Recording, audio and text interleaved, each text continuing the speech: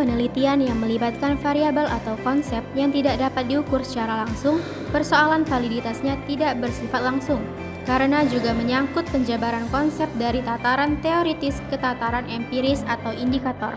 Pengujian reliabilitas bertujuan untuk memastikan bahwa hasil tidak berubah ketika pengukuran berulang dilakukan dengan menggunakan metrik yang serupa.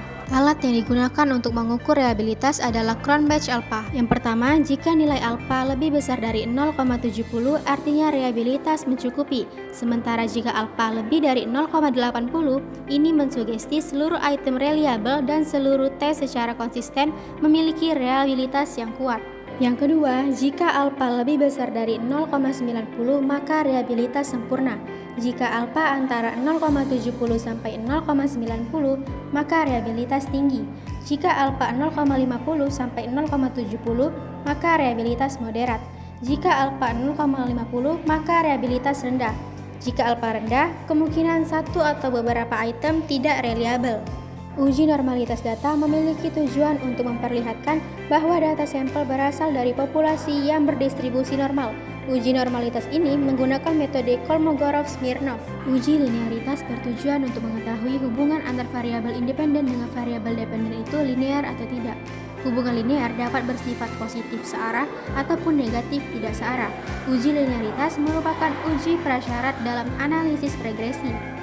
Uji regresi dimaksudkan untuk mengetahui seberapa besar pengaruh dari variabel X terhadap variabel Y dan juga kontribusi yang diberikan oleh variabel X terhadap variabel Y. Kriteria keputusan yang diambil adalah menolak HO dan menerima HA jika nilai probabilitas signifikansi P kurang lebih 0,05. Sebaliknya, akan menerima HO dan menolak HA jika nilai probabilitas signifikansi P lebih besar 0,05. Hipotesis merupakan suatu pendapat atau asumsi yang masih lemah dan harus diterima atau ditolak melalui pengujian hipotesis.